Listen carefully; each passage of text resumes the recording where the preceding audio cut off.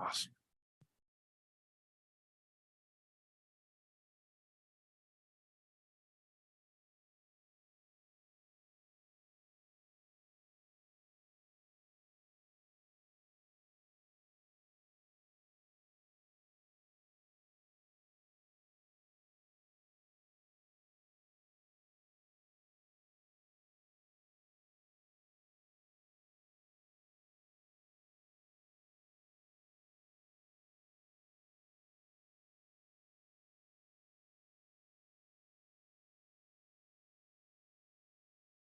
And change some things around on the opinion.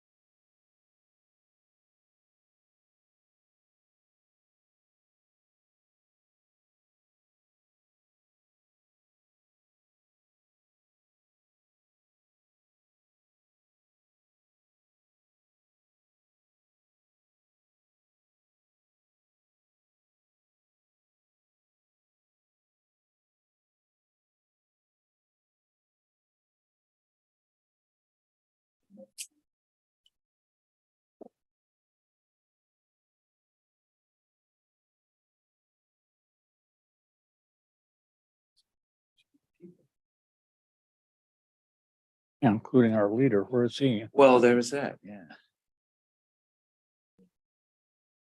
I'm not prepared. Cody's coming, right? We'll do a gavel lottery. Are you VP? Uh-huh. Ah, there you go. I'm not ready.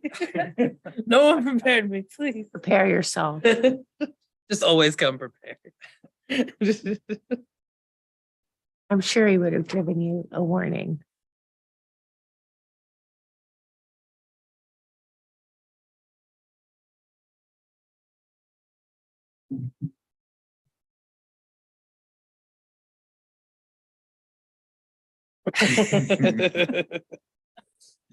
Just over here making flashcards for my class.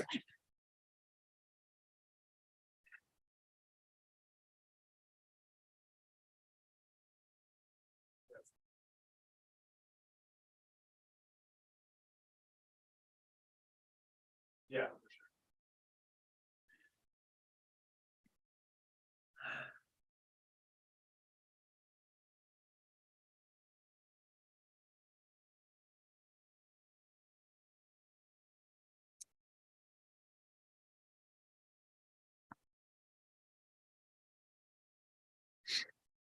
Hmm.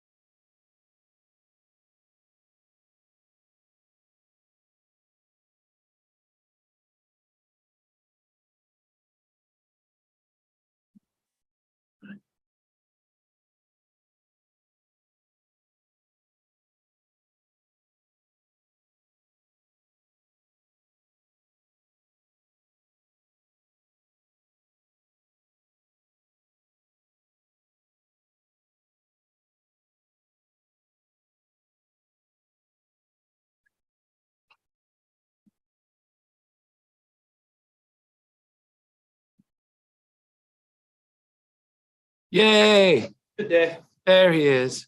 Bless. Somebody's taking a really deep sigh right now.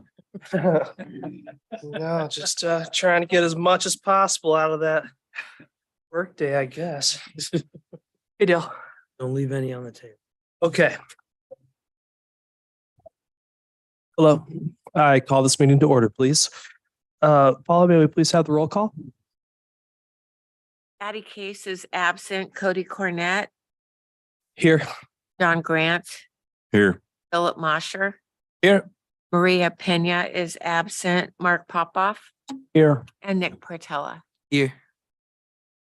Excellent, thank you. Let's do the Pledge of Allegiance.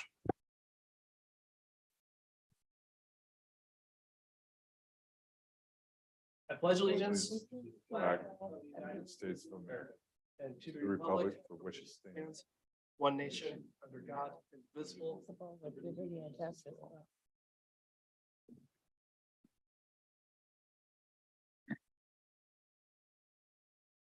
All right, next is the approval of the agenda. If everyone has had an opportunity to read over the agenda, may I please have a motion to approve the agenda with a second? Make a motion to approve the agenda. I'll second.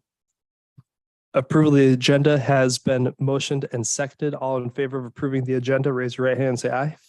Aye. Aye. Approval of the minutes from the January 5th meeting. If all have had a chance to review that, please may I have a motion to approve and second? Motion to approve the minutes? Second. The minutes from the January 5th meeting 2023 have been motioned to be approved and seconded. All in favor of approving those minutes, raise your right hand, and say aye. Aye. Aye. And now is the time for public comment. During this portion of the meeting, anyone may speak on any subject matter that does not later appear on the agenda. Just got a couple things. 5 minutes per person will be allowed. We don't have anyone in the audience. Is there anyone on Zoom, part of the public comment process, who would care to speak on anything that's not on the agenda?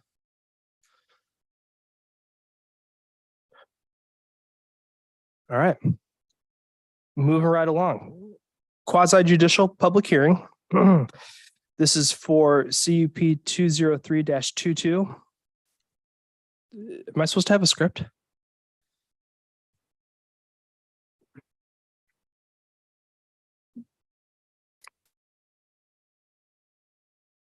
I can almost do it from memory, but close.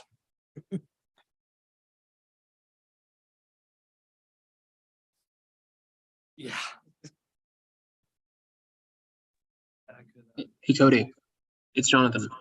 Hey, Hi, I can get you a script right away if you need one. What's the best way for me to do that? just email it to me, codycordat@gmail.com. Okay, I'll do that right now. And it's a quasi judicial hearing Yep, for a conditional use permit. yep, yes. I'm not going to have the substantive criteria in front of me. I can pull that up too. Just give me 1 second though. I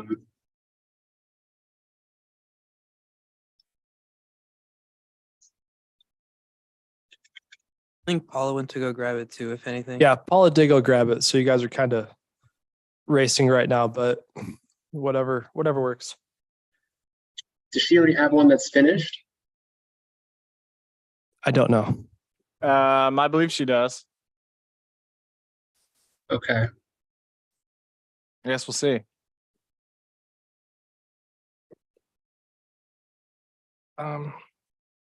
Well, here, tell you what, I can send you a blank script, and then give you the substantive criteria right after that. Okay. Okay. Just in Well, case. the substantive criteria is in the packet. So I don't need to reference that in the script. Hold on. Yeah, I have the packet as well. I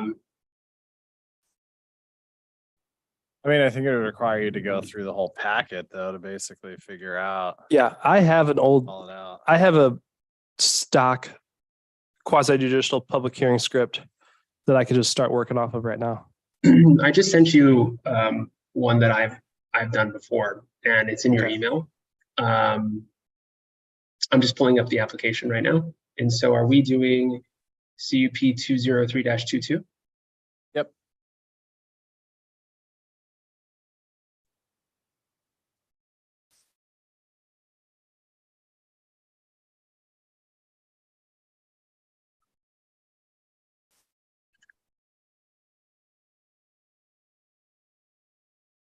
Don't have it yet.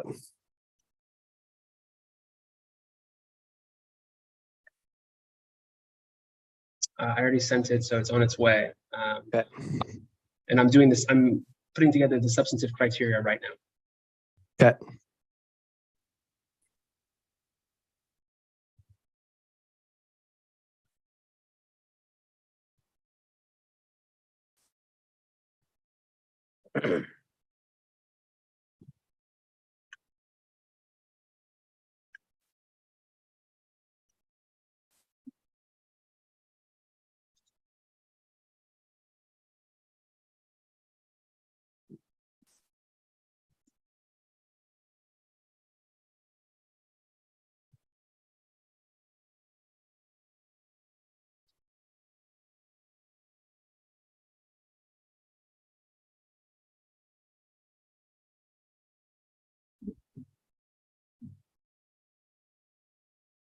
Sorry to keep you all waiting. Josh and I met this morning and didn't even think about this.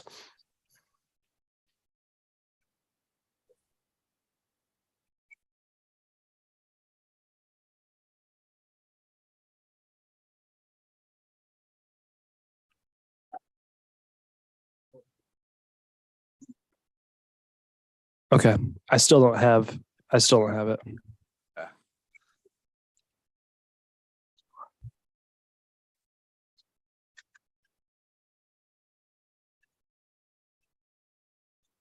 Jonathan, are you sure you sent it to Cody Cornett with 2 T's at gmail.com? Stand by, Cody. I'm working on, I'm looking at it right now. I did. Okay, Still the email I have for you. still don't have it. Will you send it to my Cody at copperwest.com email and see if that works? But I can also just pull it off this script from a November meeting that Yeah, that's has. fine. Okay, cool. Let's just do that. Okay, but I'm giving you the substantive criteria right now. Okay.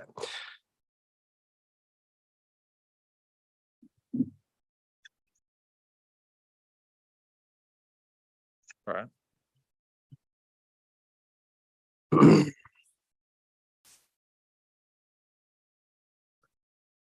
Okay. Quasi judicial public hearing. Now is the time specified for the planning commission to conduct a public hearing. The purpose of this public hearing is to consider the following matter. Consideration of conditional use permit application number 203-22, Mall Foster and Alonji Incorporated, 3400 River Road. Request is applicant is requesting approval to site and construct a sanitary sewer lift station with underground storage tanks, meter and valve vaults, diesel generator, underground utilities, and associated security fencing and gates. The substantive criteria upon which the planning commission will base its decision in this matter are found in the Dowsing Municipal Code. All right. I can read you some articles, or I can say it myself if that works for the record. But it'll be articles 3.050, 5.090, 5.100, 6.010, 6.050, 6.060, 6.100, and then some sections. Section 10.10 30, 10.10 40, 10.10 50, 10.10 60, 10.10 80, 10.10 90, and 10.10 100. Excellent. A public hearing is required by law and certain rules apply.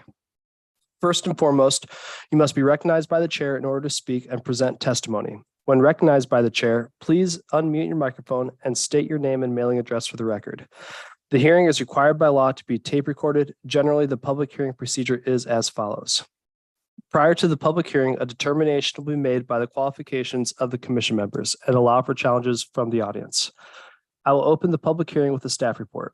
The purpose of the staff report at this point is to further identify the applicable criteria of the case being considered and to provide background information about the case. After the staff report, we will hear testimony from the applicant. Next, we will hear testimony from the proponents, those in favor of the application. Next, there will be testimony from the opponents, those not in favor of the application. Next, there will be testimony from anyone else who wishes to offer testimony or ask general questions. Then, to honor the right of rebuttal, we will again hear from the proponents.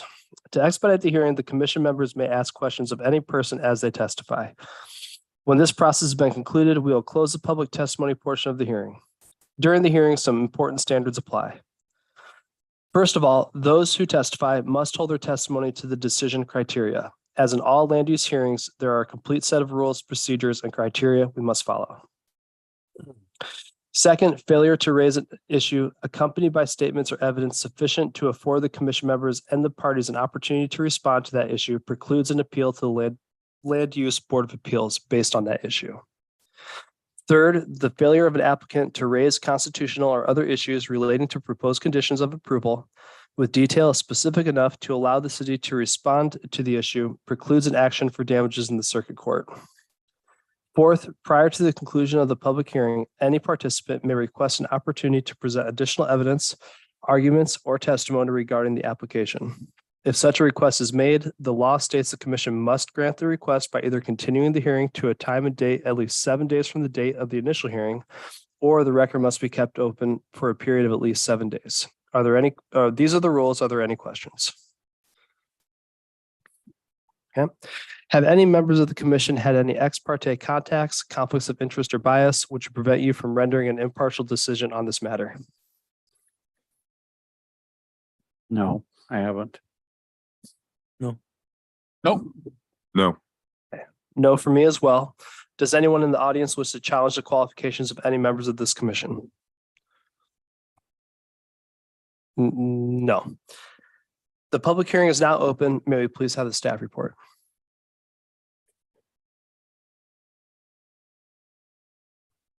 Good evening, commissioners. Joshua Chandler, Community Development Department. Thank you. Appreciate your patience. A little bit of a blip there, but we're off and running. So yeah, I will be presenting a staff report here. Let me share my screen for you.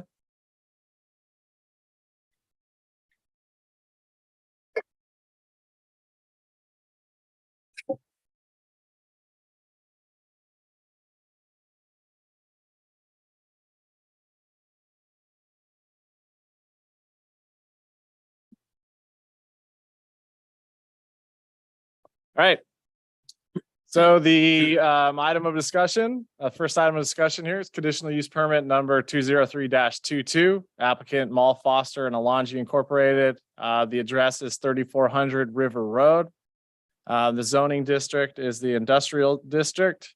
The proposal is the applicant is proposing approval to site and construct a sanitary sewer lift station with underground storage tanks, meter and valve vaults, diesel generator, underground utilities and associated security fencing and gates. Once completed, this site will be owned and maintained by the city of the Dalles.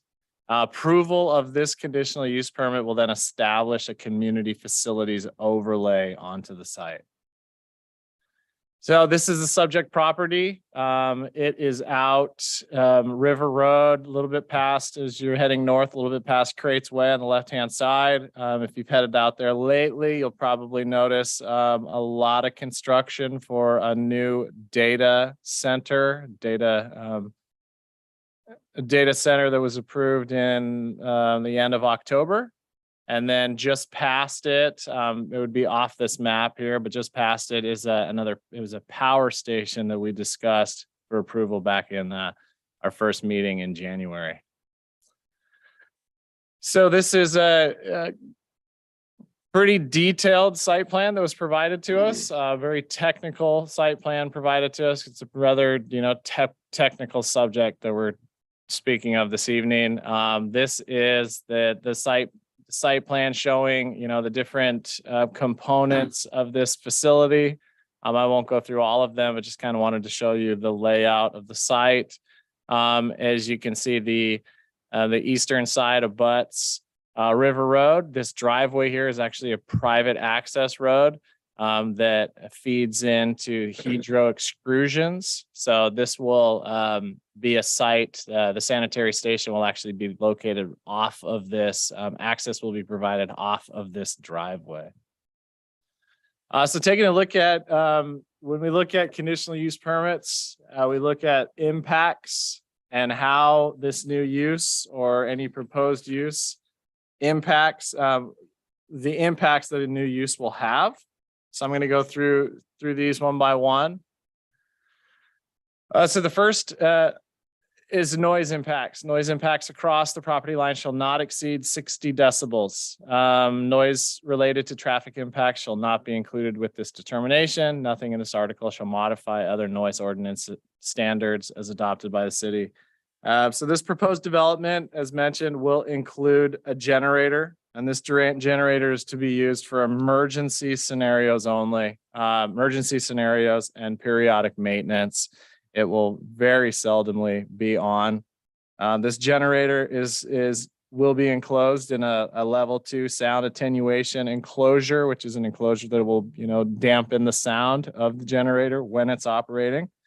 When the applicant originally provided information, they provided information showing that the decibel range would not exceed 60 decibels along River Road. So it meets the criteria, but the way it's located on the back corner of the property, it actually would create decibels that exceed 60 on the back corner of the property.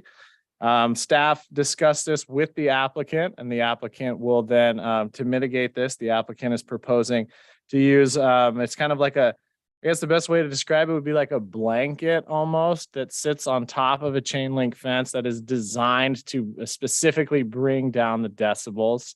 So that will be something that is required. We will include as a condition of approval to mitigate any noise impacts that happen on the rare occasion that this generator is being used. Further mitigation will be these sound attenuating, a barrier that will lay on the fencing of the north and west property lines. So those are going to be requirements that need to be shown on a revised site plan, and they must be installed along the north, installed during construction. Looking at the lighting and dust impacts, the applicants provided a photometric plan showing that the lighting impacts will meet the requirement here. Dust and other particulate matter shall be confined to the subject property. The applicants are proposing to either hard surface the property, use compact gravel, hydroseed, landscaping, all measures that will decrease the amount of dust that will come off the site. So both of these, staff found that both these criteria are met. And looking at odors that shall be confined, these following odors should be confined to the subject property. The applicant provided that only, routine landscaping, any odors that are as the result of routine landscaping would be used on the site. Also, this site will include, the best way to describe it here is it is designed to create continuous flushing, basically, of material and sludge that is built up. So therefore, the system is designed to make sure that there's no standing odors on the site as it is. And then also looking at vibrations, this is just it's not intended to, any vibrations would occur as a result of the operations. But also our Public Works Department will always be out checking routinely to make sure that everything's operating okay. So if there is any vibrations, it would obviously be addressed through a maintenance process. The transportation system is capable or can be made capable of supporting the additional transportation impacts. This is a site that is closed to the public. Very seldom will employees, ever be out at the site, only during routine maintenance. There is therefore, as you'll see in the staff report, parking is not required for this type of use. It's really, at the transportation system level, this is an extremely low impact on the transportation system. The applicants will be required to install full right-of-way improvements along the River Road frontage. Staff found this criteria also to be met. Question on that slide, at the end of the paragraph, is it supposed to say but are limited to, or should that say but are not limited to? It should say that. Yeah, this is direct from the code. Yeah, evaluation factors shall include but are limited to. Yeah. So we touch on these things. All these factors are taken into consideration with all uses. So this is a look at the frontage improvements to kind of refresh everybody. We had discussed that this in the meeting in January. The power station is also part of the power station is one utility site that is being created as a result of this large data center out there. This is the other facility that is being developed. All of those sites, 3 sites total, are required to, the developer of the data center is required to install frontage improvements, I think probably for about 1,800 feet worth, if not further, along River Road, along all the properties that this compound is involved with. So there will be full, right-of-way improvements on the western side here. Those are shown kind of in yellow to give you an idea. And then a 5-foot landscaping buffer. little bit more detail on those. This is a detailed scale of the frontage improvements. As you can see on the, what would be the right-hand side of the screen, you can see this is the detail. There's a travel lane in the middle, and then there's a bike lane to the side. A drainage swale out there. There's not a storm line out on River Road. So this drainage swale is designed to be the stormwater system that's out there. And then that drainage line separates the sidewalk. And then this easement here would be a 5-foot buffer along that entire area as well. All of this will be installed. The applicants, the developer of the data center will be coordinating with myself and the city engineer, coordinating timing of improvements, because this is probably going to be a very long project. You know, a lot of moving parts for the type of development that's going on out there. And really that kind of sums up, you know, the basics of this, everything that's included in here in the staff report. And staff's recommendation was that the planning commission move to adopt resolution 613-22, approving conditional use permit 203-22 with the proposed conditions of approval included in the staff report based upon the findings of fact and conclusions of law set forth in the agenda staff report. Kind of breezed through it, but I am more than happy to touch on anything else that any questions you have. Any direct questions for Josh in regards to the staff report? Yes, I do. So I'm looking at the package that we got from Paula, and here it also, as part of the improvement notes a bicycle lane and a sidewalk. Is that still correct? I didn't. Yep. Did I miss that? Did you mention that maybe? Yeah. So back on here, you'll see this area here is the River Road travel lane. Uh-huh. And then right here's the 5-foot bike lane that'll be beside it. You have a little bit of 2.5 curb and gutter, 2.5-foot curb and gutter, and this drainage swell, and then a sidewalk. Oh, I see. Yep, Got it. and then Okay. this landscaping buffer. The landscaping buffer is basically a buffer that goes along all the properties, dividing the properties in the sidewalk. Okay, so this is looking from the west. This would be looking eastwards. looking. This would be looking to the south, I guess. It's changed. Oh, because the river. Yeah. Okay. Right. Yeah, yeah. Okay, but it's anyway, it's on the side where there is nothing now. Yeah. Yeah, so this area here, to go back up to show you that the detailed area there Yeah, would yeah, be. I got it. So Yeah, in terms of public use, that's actually a huge improvement. Because right now, on the major part of the bike trail, you have to, both directions go on the riverside. And so this will be able to split that, correct? yeah, and then at the end of this, it's not shown on here, at the bottom of this map, right over here, there's actually going to be a crosswalk that That was connects going to be you. my next question. connects 'cause you to that's the where the riverfront river trail trail. comes in. Yep. Okay, so that's a regulated crosswalk or just lines or? That's a good question for Dale.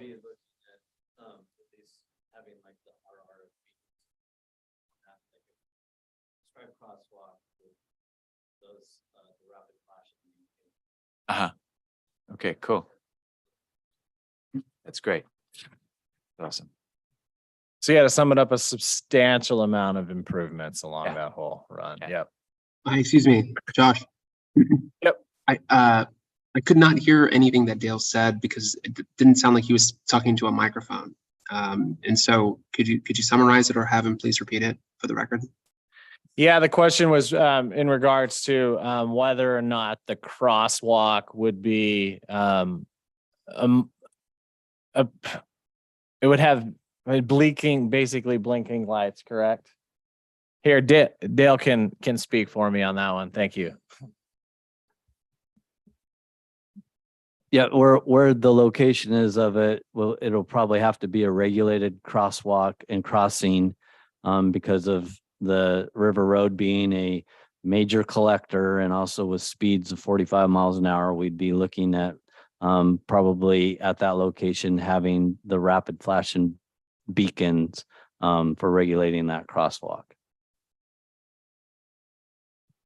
And then my other question was, so the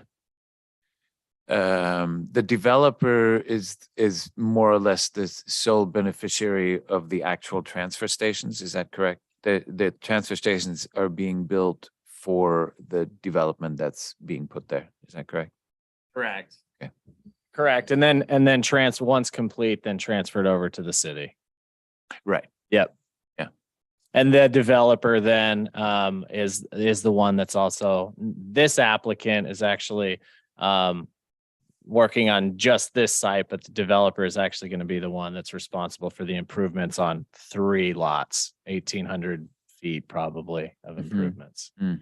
Okay. And then, so then it goes into the possession of the city, and the city is responsible for ongoing maintenance? Correct. Thank you. That's it for me. Okay.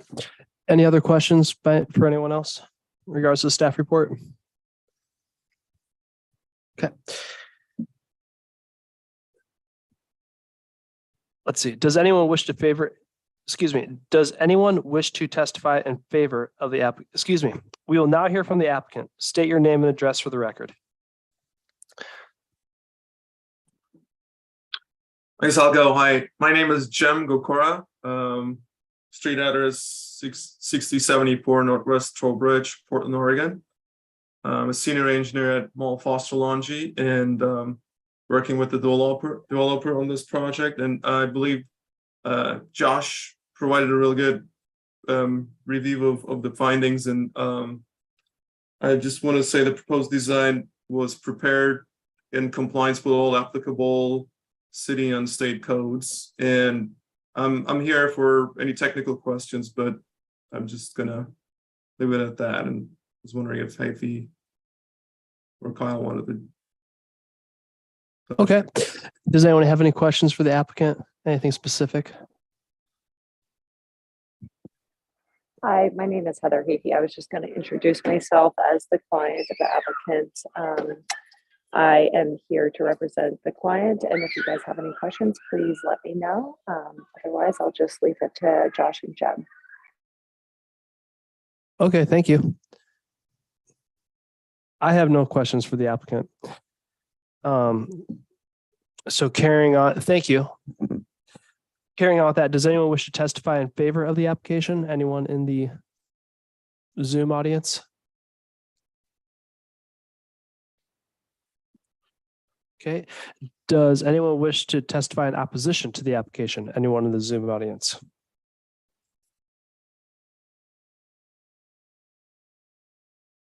Okay. Does anyone wish to testify that is not in favor or opposition, or that would just like to ask questions in the Zoom audience? Okay. No opportunity for rebuttal for those in favor of the application. This is pretty straightforward. Do commissioners feel they have enough information to make a decision?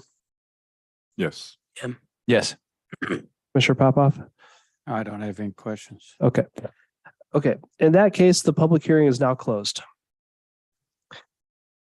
Any deliberations, any thoughts between us as in regards to this at all? All makes sense to me, and I actually think that the net outcome for the public is a very positive one. Agreed. Are you all good? Yeah, I'm fine. I see no problem with this. Okay. In that case, may I please have our staff recommendation, or excuse me, our staff recommendations are on page 47 of the packet. If I may please have a motion and a second for which recommendation we would care to go with, we will go from there. I'll make the motion to adopt the staff recommendation. Do I need to read it up, or? Please, yes. Which is worded as follows. The Planning Commission moved to adopt Resolution PC 611-22, approving conditional use permit 206-22 with the proposed conditions of approval included with this report based upon the findings of fact and conclusions of law set forth in the agenda staff report. I'll second it. Excellent. Staff recommendation, the planning commission to move and adopt resolution PC 613 approving -22 approving conditional use permit 203-22 has been moved and seconded. All in favor to move to recommending this resolution, raise your right hand, say aye. Aye. Aye. Excellent. Moving on to that resolution then.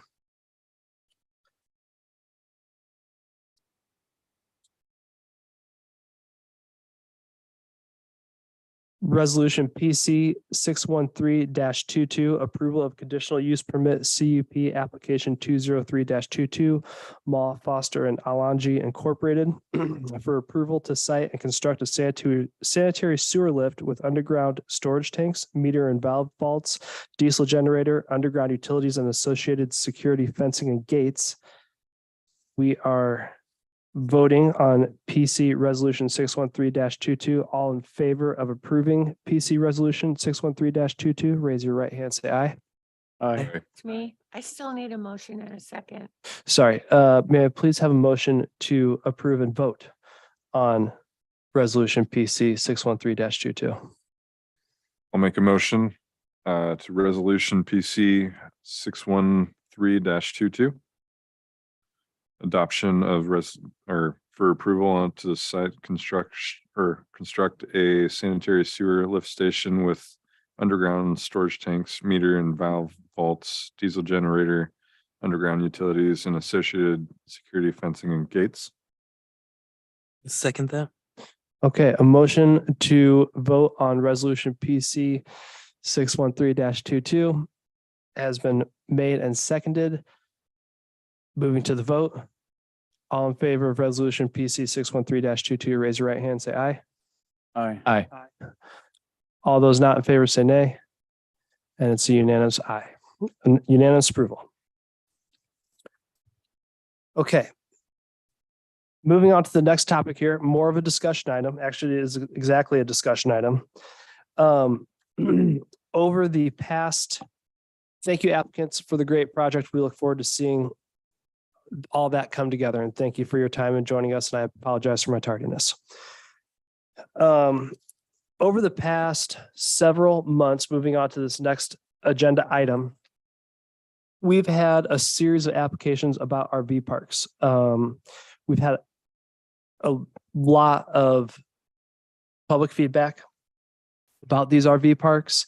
There has been some comments on where they're located, how they're being built, how long that those stays should be. So the order of operations that we're doing here now is we're going to have this little discussion, figure out some ways that we can maybe make this zoning ordinance better, improve it, things that we would like to see based on things that we've heard. We're going to send that back to the plan department. They are going to adjust the code accordingly based on the recommendations that we are providing, and then also what they can do within the bounds of, City of the Dalles zoning ordinance itself. They'll come back at a later meeting with amendments to the code. We'll talk about those code amendments based on things we talked about. We'll send it back, and then in the third meeting, we'll adopt these, essentially the new code that we're helping create right now. So this is just a discussion. I'll kind of work down a little bit of a list of things that, and they're in your packet agenda too, a little bit of a list that bullet points, things that we've covered, and we'll just talk about if these are things that we want to see change or if we think they're fine the way they are right now. Just working down the list, RV parks. Oh wait, actually, I want to talk about restrictions. I'm going to say permanent stays. I think actually the first question here should be RV parks are allowed in a series of zoning types across the city of the Dalles, everything from general commercial to commercial light industrial, neighborhood center overlays, and all high density residential and medium density residential. They're not allowed in low density residential. Do we feel that RV parks should be allowed in all of these zoning types? I think it'd be more appropriate in the commercial areas. I think it's when they're located in the residential areas, even the high density ones is where we get a lot of pushback on it. Also, just usually the commercial areas have better access to the highways and so forth. Going along with that, I agree. I would like to see them not allowed in high density residential or medium density residential. And I don't think that's an appropriate place to have them in the neighborhood center overlay. I think that those spaces should be reserved for brick and mortar businesses or something more along those lines. Give an example of just the map so we can get like a physical look. Like, is that something that somebody can pull up? Sure. Yeah. I think that would be in the minutes for the last one, if I recall. Oh, I don't have the minutes in my packet. But either way, we'll see it on the big screen.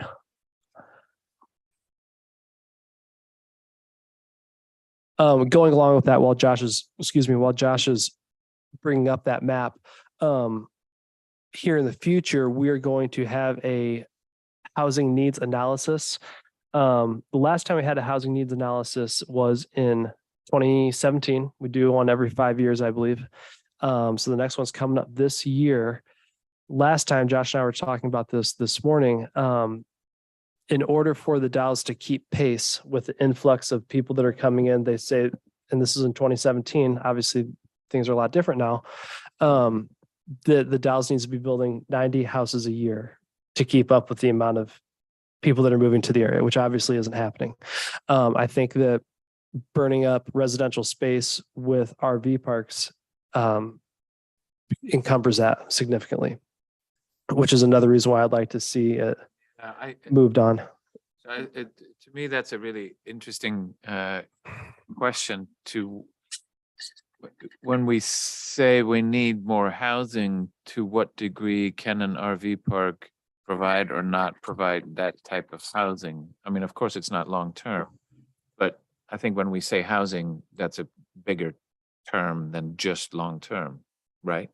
I mean, we have a lot of housing need that is temporary in nature, just with the type of professions that come here, you know, the construction for Google, the wind farmers, the seasonal workers, et cetera, et cetera. So I don't know if there's any data points or viewpoints that we should take part of that address that specific thing. To what degree do RV parks help relieve the housing problem or not? Yeah, I could touch on a little bit of that. RVs, trailers, RVs, they're not something that are regulated so much. When it comes to, every year we provide populations and housing stats for mostly Portland State University. They have an annual update that we need to provide. The city does not since we do not regulate RVs, we actually don't have the numbers on the amount of RVs or trailers that people are possibly living in. That's just looking at it on a stats basis. I do think you raise a good point. It is very, something that, I provided in the memo.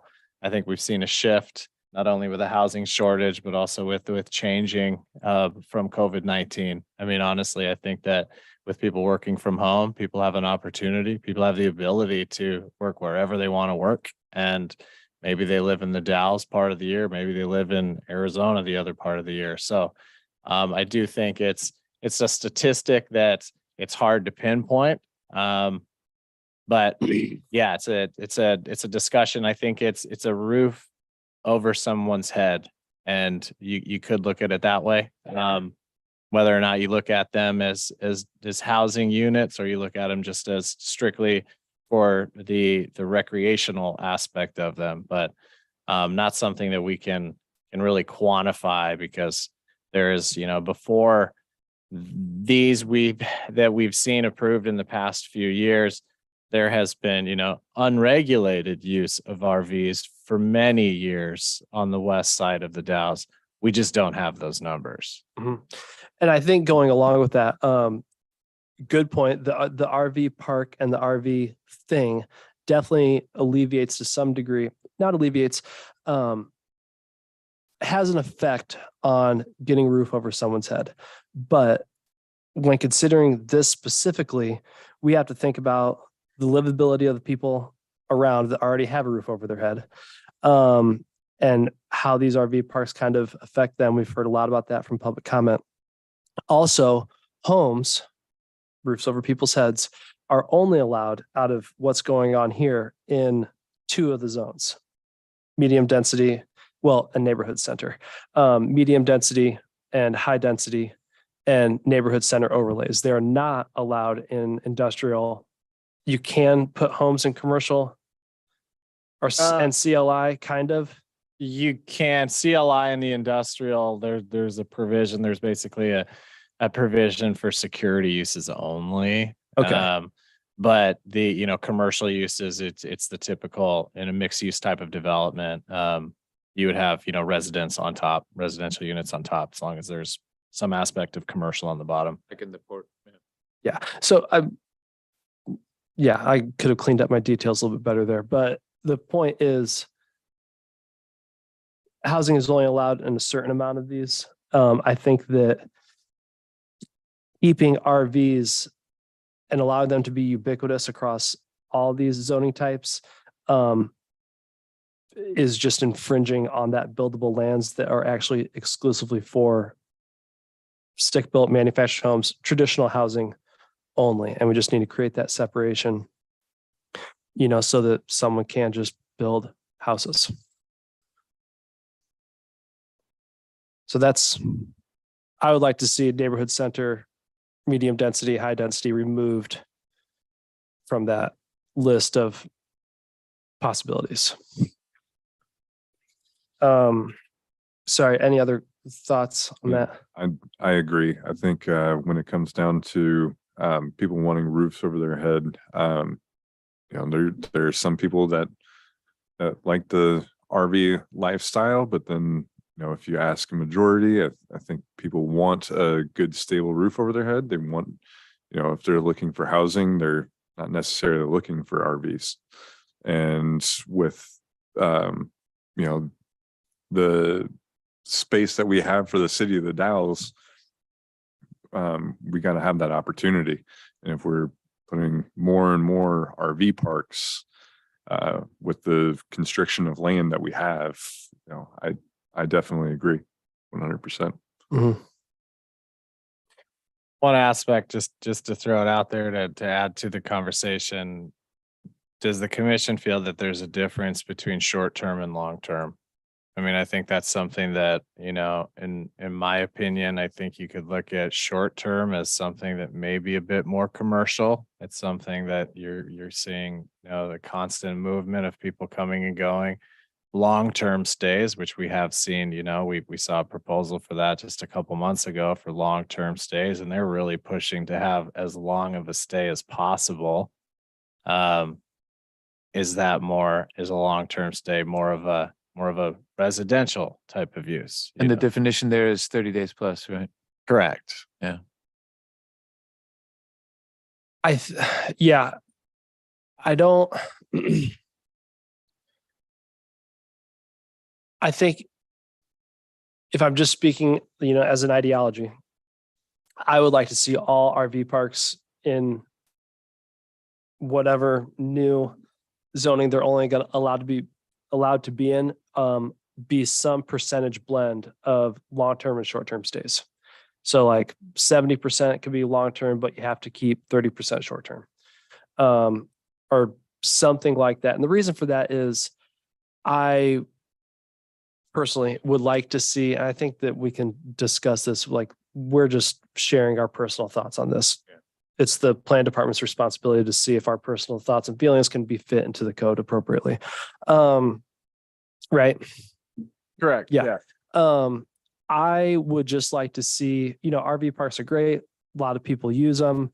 It's a great opportunity for the city of the Dalles to have a different type of inflow of people into the area. And I just want to see movement through those RV parks. I don't want to see stagnant RV parks that have had the same RV there for years on end, just getting gnarly and becoming unattractive. And I think that a blend of that, whether it be long-term, short-term, however the blend may be, will mandate and enforce a more active management style, which I think is another aspect of the RV parks is, having on-site managers and having this be like a hands-on business, which is something else that, the public has talked about a lot. Has any research been done on other communities? What the code in other communities says about RVs in the different zones? Is there a standard statewide in any way? I haven't looked too far into it. I do know that the example provided to us a couple months ago with the proposal for the more long-term project that was proposed out there on West Second. They've talked about doing a development out in Cascade Locks that I think was more of a long-term type of stay out there. But we can always, look into seeing what other communities are doing. One thing we do that came from that meeting, we would have to look closer into it, is I believe there may be a state requirement that the city is restricted from putting a cap on the length of stays. So that would be something, that's something I kind of put in there for length of stay. It's like on my second bullet point, we would, every idea that we have here, of course, we have to vet it and make sure that it is legal, so that would be something that we would want to check. But right now, I think it's great to just whatever ideas that you have. The state doesn't give any guidance in terms of RV parks being allowed in different zones. I do not believe. I'm not too entirely sure actually. Okay. Any other thoughts on short-term, long-term? I think that's kind of why I wanted to see the map and kind of get an idea of like where these different areas are. Yep. So that, because like if we do restrict them to certain parts of town, it could, like, I think the point of having an RV park is to make it accessible to like the highway and to like businesses so that folks don't have to take their RV in and out of the park. And so I just wonder if we like relegate them to the like furthest parts outside of town, is that making the appeal less? Because then they can't really get anywhere. Yeah, so the Dalles, our zoning is very layered, as you can see here. There's a lot of colors going on. Yeah. So these colors here, if you look at the yellow, brown, and orange, which are these areas that are kind of in this back area here, if you will, those are our residential zones.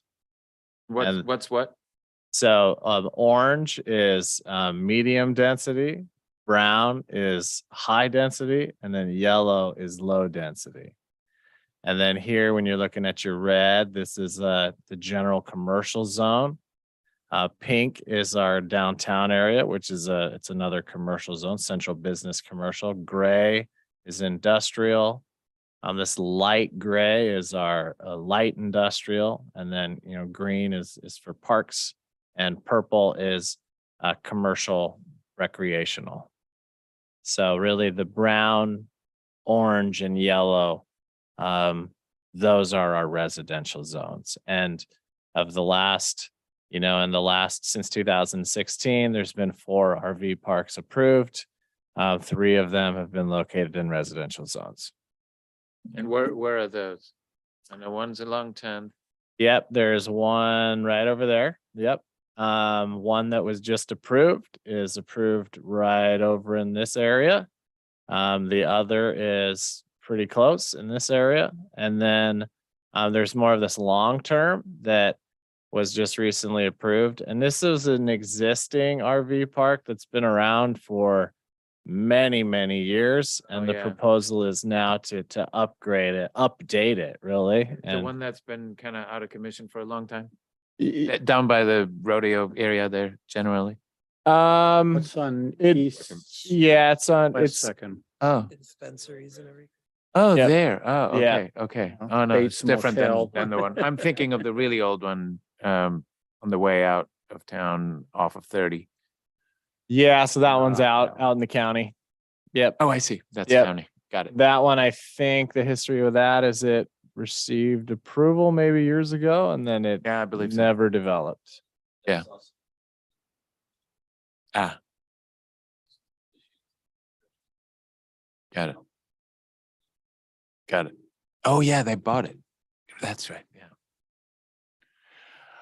Okay, so they're all kind of on the far west side of town. Yeah, now, as you can see here, as the Dalles, it's not entirely, but a lot of our, more commercial industrial land is located along the highway. So if we disallowed them to go into any residential areas, what would be open to them is red and gray. Is that correct? Or Pretty much red, gray, purple. Just throwing this out there, my recommendation, I wouldn't open it up to the downtown zone. Yeah, no, definitely not. no. So yeah, you'd No really way. be looking at probably red, purple, and both grays.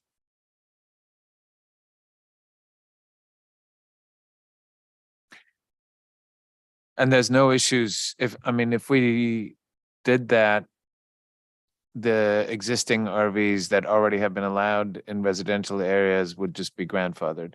Correct.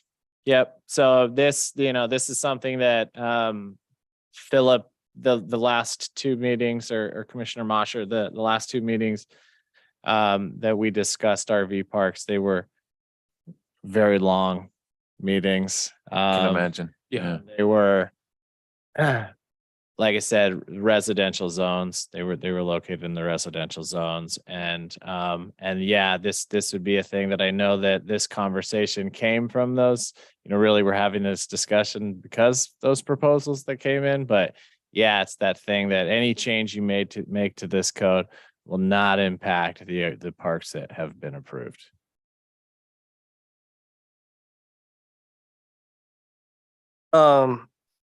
So going along with that, just to stay on top of the bullet points here. Restrictions, number of days, no length limit, permanent. We're gonna, based on what we just said, we're gonna see if any of those things are legal. Just basically comes down to short term, long term. I think that once we get back to you bring a review amendments and what's allowable, we'll take that time to refine more if it should be only short term, only long term, a blend, et cetera. The reporting process, the last bullet point here on length of stay, that reporting process, you're talking about what the RV park owner is reporting to you as the city, correct? Correct. Okay, so I think that should fall under active on-site management, and that should be annual reporting just directly to the city. Like when they apply for their, what's the permit they apply for that allows for the same thing the hotels apply for? A short term, well, hotels have basically a hotel license and they pay transient room taxes. Right. Yeah. And RV parks have to do it, apply for a similar. Yeah, thing, right? short-term stays are required to pay transient room taxes, Okay, lodging taxes. So I think that'd be another case to force some short-term stays there because it creates it mandates the opportunity for that owner to pay a transient room tax, and their reporting should be annually when they pay that transient room tax. Like, so it's all happening on the same day. So, okay, they're paying, in a year, let's say they pay now, in a year, 2024, they're going to give you their reporting for the last year. And if they are out of compliance, we'll have to just figure that out.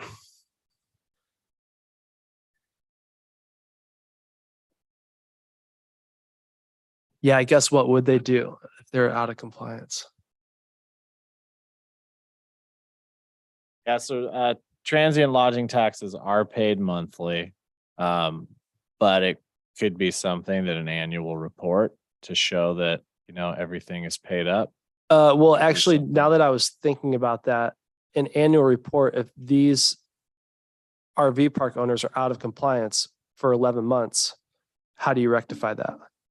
And then let's say someone's there, staying there, and we heard from the West Second application about all these different types of tenant RV tenant laws. We should probably just have them do monthly reporting every time they pay for their transient tax. Yeah, it would be consistent with what's required of short-term stays right now. Yeah, that way, if they are out of compliance, it could just be handled ASAP. Hey, you're out of compliance, they pay a fine, or they have to get it right by the next time, or you pull the license or whatever it is. Yeah, we have a monitoring system that we use currently to monitor all short-term rentals Okay. throughout the city. And it's just an automated system we have that basically, the computer, goes through and searches all databases out there and makes sure that, if there's a listing out there, that person is up to date. So Okay. pretty simple process for us, really. Any other thoughts on reporting? Things like that? Okay. And Oh, just real quick on this too, to give all the commissioners, appreciate, Chair Cornett going through all this.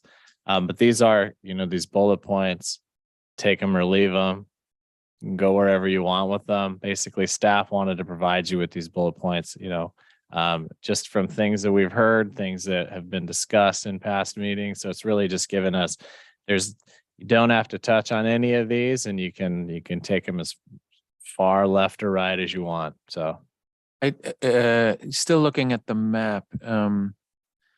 So if we restricted RVs from residential areas, that would cut the overall, just geographically speaking, down to less than half, maybe as little as a third. So that's just worth thinking about for future possible RV developments. And then I was kind of thinking through those areas and thinking about what's there. And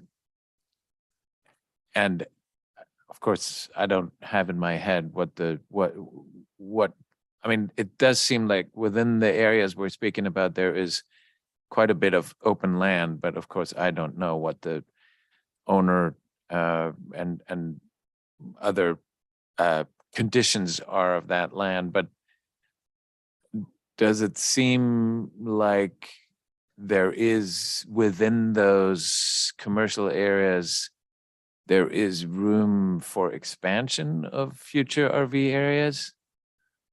Or are we creating a situation where basically to do any more RV parks will become very, very difficult?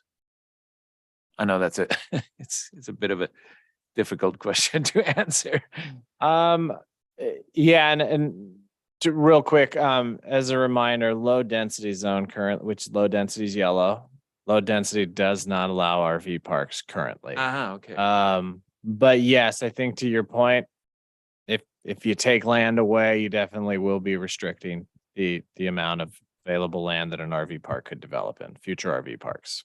That is true. And I think going along with what you're saying, and I appreciate that inquiry. And I'm just saying this personally as a brainstorm. What obligation, do you feel like we have an obligation to provide space for RV parks in No, the city of the Dalles? Yeah, no, definitely not an obligation. Okay. What I do see is an ongoing need for medium-term housing. Okay, got it. And that's why I'm asking that question. I mean, both of us being realtors, I constantly get questions about, I need something for 3 months, I need something for 6 months, I need something for 9 months. And there isn't a lot of rental housing available for those medium-term requests. And I see a lot of need for that. And that's where I've seen RVs fill a really important role for that type of need. Okay. So, I mean, I definitely, you know, I think that the lands that we have in those residential areas, if we're taking away from houses, stick-built houses, or you know, actual housing, then, you know, for RV parks, you know, that's a good size of land to be able to actually build houses, or, you know, whatever, you know, stable housing, you know. If we're just building RV park after RV park, which we've seen multiple here in the last few months, you know, if we continue down this road, then we're going to be limiting our own space for future developments. Yeah, that's the other side of the same argument. I totally agree. And as I mentioned earlier, you know, it is something, you know, as someone who's, you know, dealing with the housing shortage on a day-to-day basis and hearing all about it on a day-to-day basis. I do think that it is something that as staff, we will take a very close look at any of the restrictions. If you do have restrictions this evening that you'd like us to pursue, we'll take a really close look at it to make sure that we can legally do something like that. I do hear the concern. I've heard the concern of the neighbors of wanting to restrict it from residential neighborhoods, but just something to keep in mind and throw out there that it is a form of housing. You could look at it as a form of housing. I think there's that could be argued, but I really do think it is. So it's something that we need to be mindful of, and we'll take a close look if it is a restriction that you would like us to go forward with and pursue.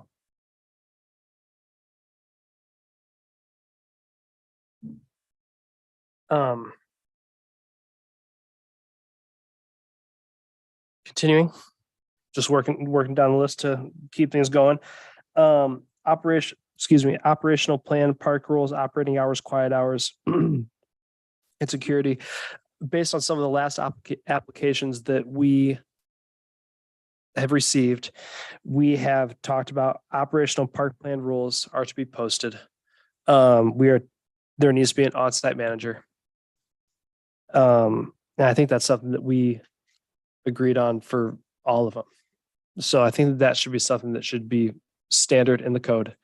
Especially the like quiet hours that like check in, check out times.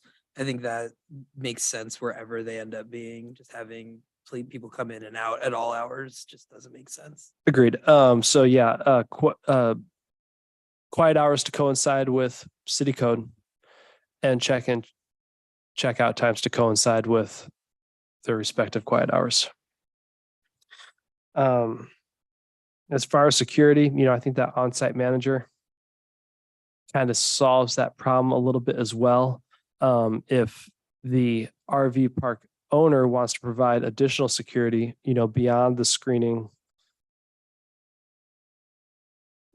that they have, I think as far as the code is concerned, we should just leave that on them. I know that on the last one, we talked a lot about like that security gate and things like that, kind of unique to the West Tent thing.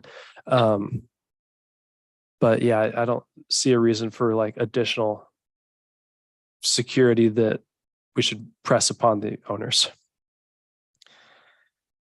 Another thing that, you know, the landscaping, screening, parking, access, you know, we found over again, last couple applications and especially the West 10th one, what is in the code and what the city engineer helps with in that access, what kind of streets they should be on, improvements they should make, seems to be, I would just opt to just follow what you guys have been doing.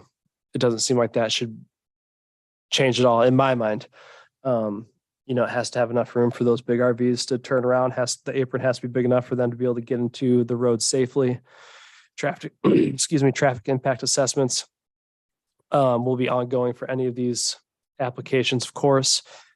So yeah, I don't see a reason to change what we have going on there. Okay, and to touch on a couple of those points, and just to kind of refine the language for you, what we have been doing is requiring functional turning templates so we can actually see that an RV can make it in and out of the site. This has been something we have required. It's not listed in our code, but it could be something that is actually in the code so that an individual, you know, it's not just a policy thing, but it's actually a code requirement to show functional. The other would be the access. The reason I put access on this is because there's the requirement that says any RV parks over 9 spaces must have 2 exits. Is this something that the commission still feels needs to be in there? Or is there an option if there's one way in, one way out? Just throwing that out there. I think I would have to, Dale, what do you think about that? I mean, you're kind of, in your experience, what do you think is the most appropriate option?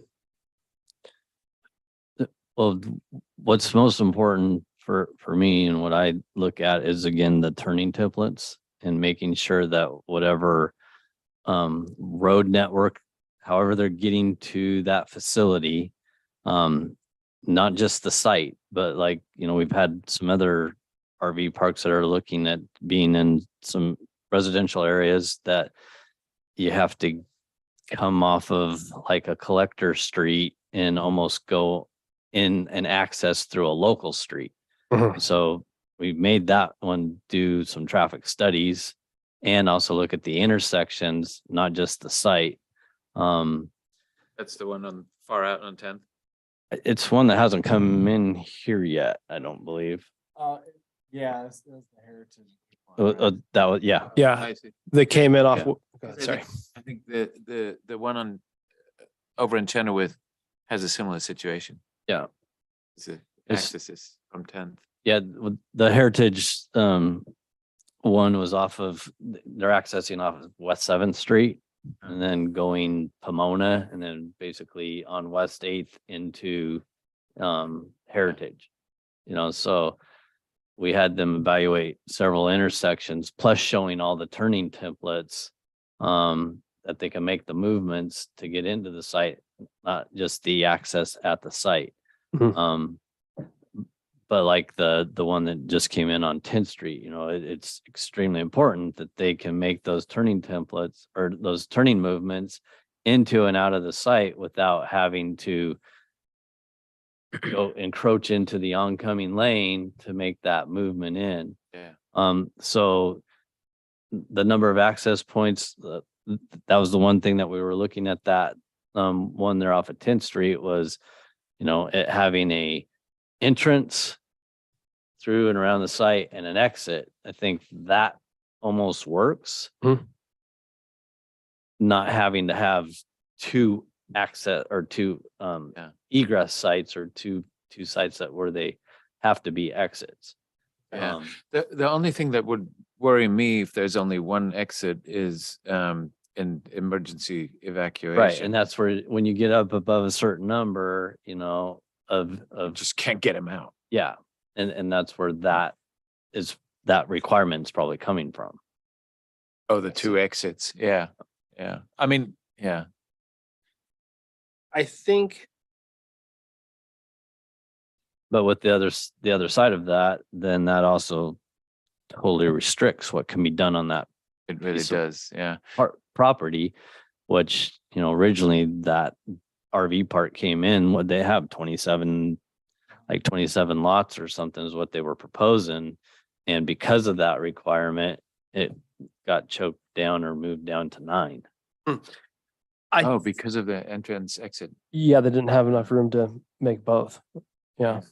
So I think for me personally, since, and this is going along with, my narrative, if we are to restrict RVs out of certain zoning types, we should give a little bit and allow one entrance, one exit, and not mandate 2 exits after that 9. Just so, like, if we're removing, half of the space that these things are allowed, maybe we should allow the development to be a little bit easier in the places they are allowed. So is it always entrance and exit separated? Couldn't it be 2 that are both?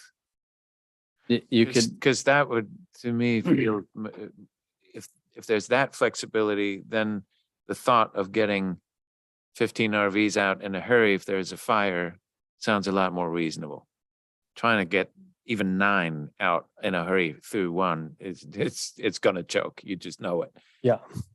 People in On panic. emergency, I don't think anybody's gonna worry about which is the in and which is the out. I mean, you just get everything out fastest way you can. Yeah. Right. But think about that West 10th one, when you have an in, if you're coming in this way, all the spaces are at diagonals, Yeah. so you can Yeah. pull into it. That's pretty typical, actually. Yeah. right, so yeah. most likely, most of the sites are gonna be where they almost need to be like a directional, like one way Mhm. throughout the site, because that's how they have to lay them out to, So, I don't know, I would just hesitate, not to be cynical, but I would hesitate to give people the option of safety versus capital. Mhm. Like, if somebody can make more money and put people in a more dangerous situation, they're gonna choose to make more money more Yeah, often sure. than not. And Yeah. so I would hesitate putting into policy that they can make it as dangerous as they like. Okay, fair enough. Yeah, that makes sense. It just Yeah, no, that's a good point. I mean, I'd do the same thing. So to Dale's point, he was touching on this Heritage Loop development that we had, and as he mentioned, you would come off of 10th Street, turn onto Pomona, turn onto 8th Street. So these are, as he described, local streets. These are neighborhood streets. Their parking is, the travel lanes are tight because parking on each side. So that is something I pulled up on this screen here, to touch on this access in residential zones. Is it something? The requirement is that they need to be located, RV parks need to be located on arterial or collector streets. However, on a case by case basis, we can allow them on like a local street. And in this case, with Heritage Loop, we required a traffic study. That was the way that we analyzed it. But this would be your opportunity. Do you think that accessing an RV park off of a local street is even a good idea? Think about it. That means RV parks, all the travel is going through neighborhoods to get to an area, whereas on 10th Street, it's a collector. So easier to move in and out. Just a thought, just throwing it out there. Or if it stays the same, we can continue to ultimately evaluate each one on a case by case basis, meaning we would require a traffic impact analysis every time. If we take out the medium and high density and neighborhood overlay, then that really wouldn't, yeah, by default, that would that just eliminate that chance? We'd imagine we have some local streets in our commercial zones. Yeah. high density area. I mean, looking at that map, that's basically everything, looking up the hill. So you have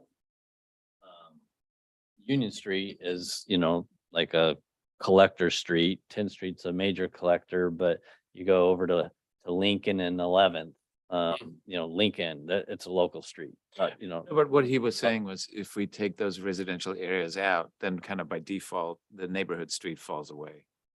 Like if we relegate them to like industrial and commercial, Oh, then yeah. If we just Wouldn't don't allow them, necessarily, yeah, yeah. Because we don't have a whole lot of local streets in commercial, CLI, things Right. like that, right? Yeah. but if that ends up There is- being illegal, then I there think that is, makes sense. Like local and industrial streets, but Yeah, there's not local residential streets. okay. Do we, so they don't have to, it's not in the code that they have to provide some type of, or we don't have to have a traffic analysis? And no, it's how we have handled traffic analysis is the one we have done for this most recent RV park was the fact that we use this provision on a case by case basis. But it's not required. No, so traffic impact analysis, that is something that's required for a use that creates 400 average daily trips, more than 400 average daily trips, or more than 16 dwelling units. So it's kind of that question. We could even beef up the language to say, if you'd like to see this, that a traffic impact analysis is required for RV parks.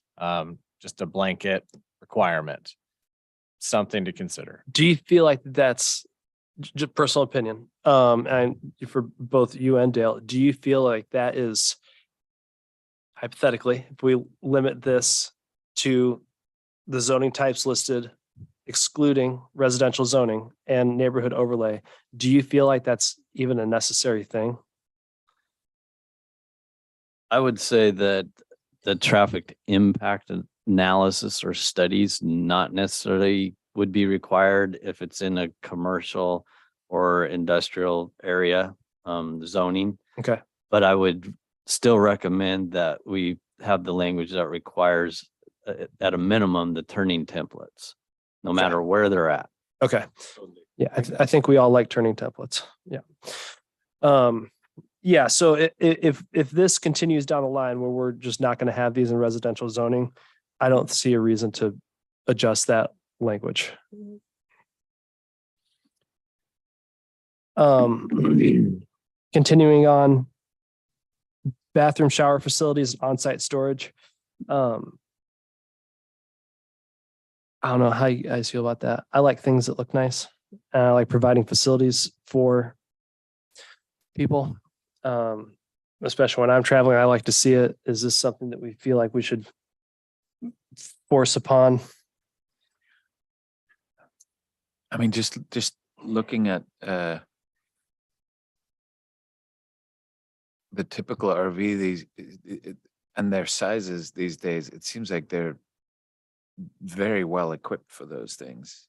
Yeah. Most of them, they just seem to be getting bigger and bigger. So again, if we, especially in this smaller proposed or possibly proposed footprint, if we then also require a bunch of facilities, hard construction facilities, I think more and more, the number of spots goes down because of requirements, and you have to build these hard structures. It just becomes less and less feasible. So my initial reaction would be, no, don't require that. I don't know how many RV users really need and use that. I mean, I think that's part of the attraction of an RV versus camping is that you have all that included in the Sure. vehicle. When we hang on a second. So, one thing to keep in mind on that, an RV site, all RV sites must have full water and sewer Okay, hookup. so that was good. Or if they don't, then a bathroom facility is required, and that's per state law. So, Okay, so yeah, so it's kind of, There you go. it's kind of that option of, it's still that option. Do you want that to be a requirement, or do you want it to basically just follow state law? And state law, That state law makes sense to me. okay. yeah, I'm fine with state law. On-site storage, same, not necessary on-site storage. I think the biggest one, and just working down the list still here. We have been receiving these applications because they are always a conditional use permit. Everyone that comes in, doesn't matter if it's perfect or a piece of junk, they're going to come before us. Do we want to relieve ourselves of that responsibility and create a more simple, not simple, a better way for this to just be handled internally by plan department staff? And if so, how do we go about doing that? Like, how do we go about just letting you guys, the plan department, handle this? Yeah, it would. So currently, what needs changed, no matter where we go this evening, is we need to clarify in our code whether or not a conditional use permit is really required, because that's a little confusing. I'll show you exactly what I'm talking about here. I'll pull up the code here. It's also included in your packet. Right. If you go to the top here, we look at zoning. This zoning section, maybe I can zoom in a little bit for you. It says, talking about zoning, recreational vehicle parts are allowed outright in these zones, and it lists the zones. And then it says RV parks are allowed conditionally in these zones. So that's the beginning of the section. Then when you scroll down to the chapter, you scroll down, and it says right here, the review process, RV parks shall be reviewed as conditional use permits. Okay, got it. So it's confusing. It's also a little confusing in each specific zone. Each specific zone actually, contradicts this as well. So yeah, that's another reason bringing up this for sure needs to be changed, just for clarity. But however you want to, should they be conditional uses, or should there be a site plan review? The thing with a site plan review and a conditional use permit is basically what I showed you, that what we presented this evening for the sanitary lift station. The information that they provided to us, the sets of plans that they provided to us, that is always required with the site plan review. A conditional use permit is something that you take a look at additional impacts, and you create, as we've seen in the past couple of months, you touch on all these different impacts. So it's something that if it stays as a conditional use, every single RV park will come in front of the planning commission every time there's a proposal, no matter what size, no matter where it's zoned. That's what it would be. A site plan review is basically a site development proposal that all new development has to go through. So going along with that, when would a conditional use permit, if it's a site plan review, when would it ever be a conditional use permit? Or like, when would it ever have to be escalated to planning commission? So a site plan review wouldn't, application wise, a site plan review wouldn't necessarily ever be processed as a conditional use permit, but a site plan review could be elevated to planning commission for review. It can be elevated for multiple reasons. The applicant can elevate it, the commission can elevate it, the director can elevate it. It can also be appealed. So if a decision is made, if the planning department chooses to approve an RV park, neighbors can appeal it, and then it comes in front of the planning commission to make that decision. Okay. That makes sense. Yeah. So I'm with Josh in alleviating the situation, making this a strictly site plan review for RV parks just across the board. Yeah, I agree. Yeah. However, you need to change whatever amendments need to be made to just make that always in your world is just do it. Okay. Yeah. One thing you could add is maybe take some elements of the conditional use permit, those mitigation, those impact mitigations.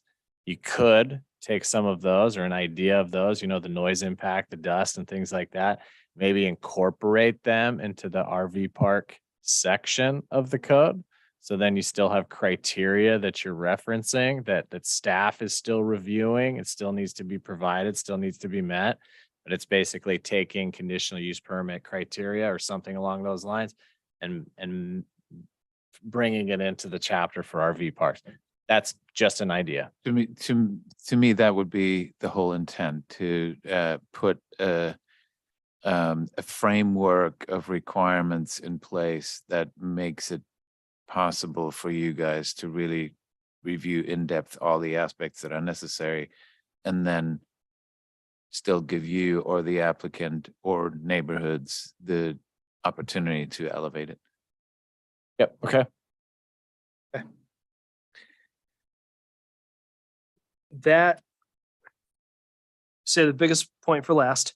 There's also this floodplain / stream corridor standards. I don't know. I can touch on this if you'd like. Yeah, go ahead. Yeah. This came to be, we are in the process, Wasco County is in the process of getting updated floodplain maps. It's a process that started in 2014. It's going to take until the end of 2024, I believe, for the maps to be complete. And these are an update to maps that we currently use from 1984. Takes a little while for FEMA to update maps, basically. A little bit. Years. No big deal. So one thing we have seen, and we're going to be working in this process of reaching out to neighbors, there has been some changes in the floodplain. You know, as with all land shifts and, you know, water bodies shift. There are properties that we've found that used to be in the floodplain that are no longer in the floodplain, or vice versa. And we want to, the reason this was added as a point was making sure that it was explicit that sites could not be placed in a floodplain or a stream corridor.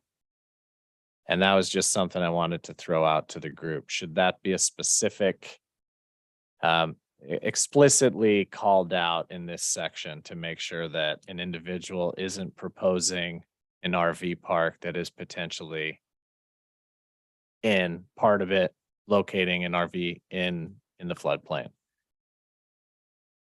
How's that handled for residential? So we have floodplain requirements where you can develop in the floodplain. It's restricted. There's quite a bit of restrictions to it. And then there's the stream corridor, which almost no development can occur whatsoever. So it's really, there's a lot, if you're developing in a floodplain, there's different things you need to make sure. The lowest floor elevation are basically elevated at least 1 foot above the floodplain. Parts of the building that are located in the floodplain need to be anchored correctly. There's venting that can be installed in areas that are in a floodplain to make sure that water can pass through. So the floodplain does allow for some provisions, but the stream corridor is something that explicitly says next to no development whatsoever. Okay. So Sorry, go ahead. I was just gonna ask, is that not covered under the development standards, the hazards to property and occupants? It touches on it, and I would just, my recommendation on it is just Explicit. to beef up the language. And this, like I said, kind of my recommendation, probably something I would do anyways, just to make sure. Okay. And with some of the requirements that you mentioned just as examples, it sounds like an RV park would kind of be disqualified by default.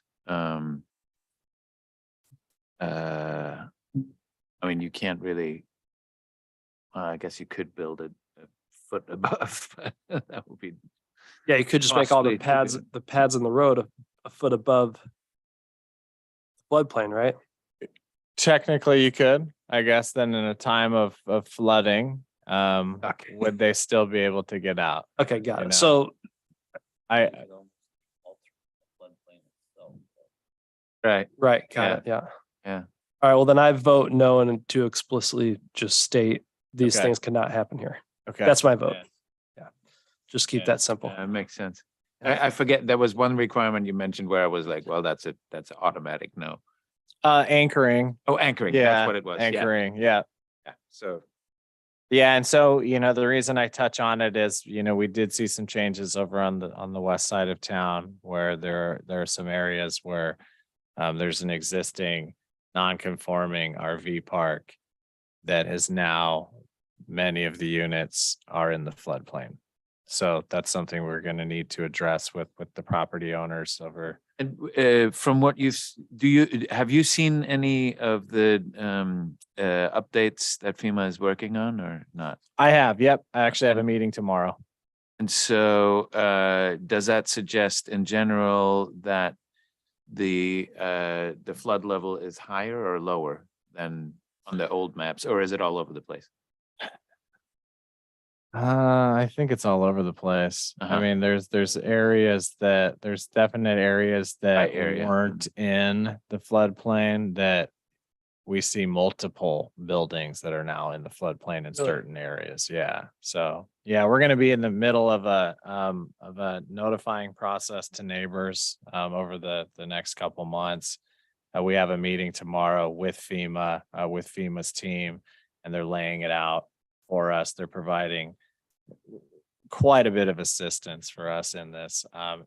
All of this is going to be a FEMA requirement, but at the end of our map changes, we will actually be back in front of you this time next year, probably updating all of our floodplain standards. That is required with all of this.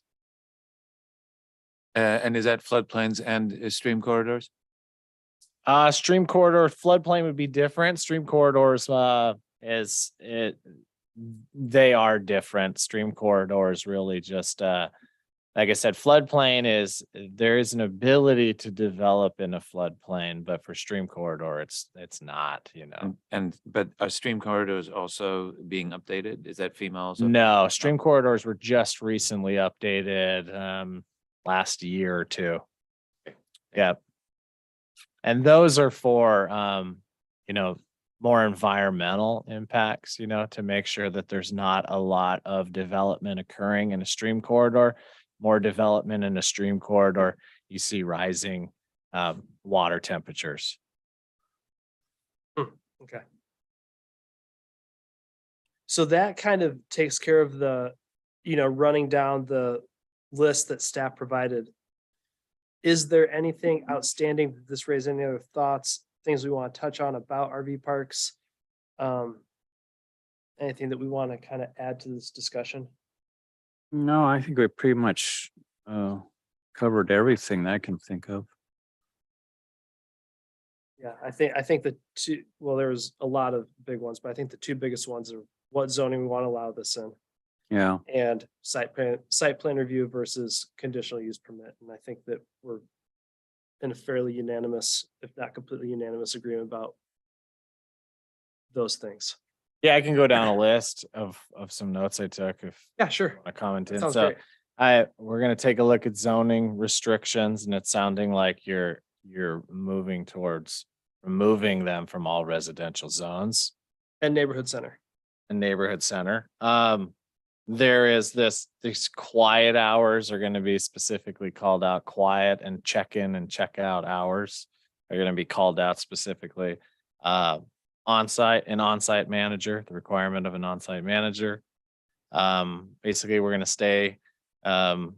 going to require turning templates with all development. We're going to keep the same access requirements as they are. Traffic impact studies would really only is not going to change. That's going to be a case by case basis if we need it. And then the site plan review only. And then length of stay and reporting. Monthly reporting with the transient room tax, and then the length of stay, short-term, long-term. We're gonna see what the state allows. And like I said, I would prefer some manageable blend, a 70-30 blend of short-term versus long-term. Or 60-40 or whatever, just. Yeah, and then anything else, as staff is looking through this, there's anything else that we'll come up with and present to you. Anything that we found that we may need to tweak a little bit here and there. And then so the process, as Chair Cornett pointed out, the process would be, this is our first little discussion where we just kind of like threw everything at the wall to see what stuck. And staff will now take it back and we'll redline our code. We'll make the modifications to the code. I would probably recommend that we then bring that back as a discussion item again. So you can take a look at what we would be proposing. And then from there, depending on how many red lines you have from staff's changes, if it's a substantial amount, I would probably recommend another discussion item to follow up. But if we are able to, kind of come to a consensus at the next time we discuss it, then we can go into the adoption process if that's what I'd like to see happen. Okay. And if it's possible, for you and the team to look at how this is handled in the rest of the state, I think that would be valuable data to look at. Just in terms of RV in different zones. Okay. So, that was great. That needed to happen. So I'm excited to see that That's good. get rolling. Any staff comments or project updates? Yeah, so touch on a couple things here. We staff over the past actually few years, we have been compiling a list of land use, proposed amendments. And we've, compiled, we finished up our list, and it's, like I said, years in the making of different changes that are required by the state, different changes, little tweaks here and there, like, inconsistencies that we talked about earlier. And we're going to start a process of bringing those in front of you to try to, just these, what we call them code cleanups, really. And we're going to start bringing those in front of you for, adoption or discussions over this next year and onward, really. I mean, there's some of them that are rather large changes that we need to make to the code that are going to require, like density, they're going to require far more discussions on different matters. But we will actually be bringing some in front of you at the March 16th meeting. So there's these kind of minor changes that we've found that we've kind of redlined, and we'll bring those in front of you. The next meeting that we have will most likely be canceled. I need to just double check, but it's looking like the March 2nd meeting will be canceled due to lack of business.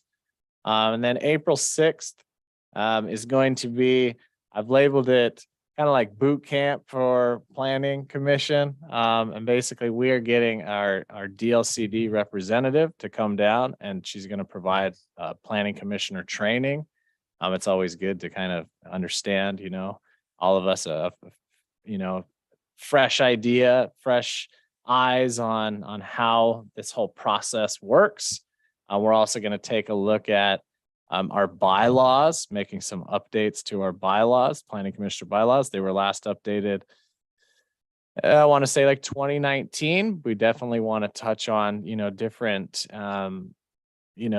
post-COVID-19 changes that should be made to bylaws. Big ones right off the top of my head is, different how virtual meetings, making sure virtual meetings are included in those bylaws. Following up after that over, I think we'll have 2 meetings before like April and May. They're tentative right now.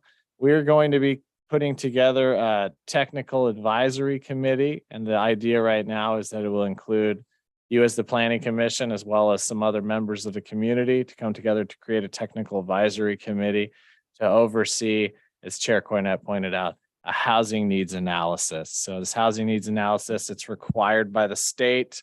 We'll be working with our consultant that we work with on a lot of work over the past few years, Matt Hasty with MIG, APG, MIG out of Portland. So it's going to be a process that'll take multiple meetings, and it's really a stats heavy meeting. So it's actually really interesting. I think interesting information. And as we talked about, what it is it's all in the name, you know, the taking a look at the DAOs and the housing needs that we have for our community. And that, you know, come to think about, that's probably it. That's all I have for you. Okay.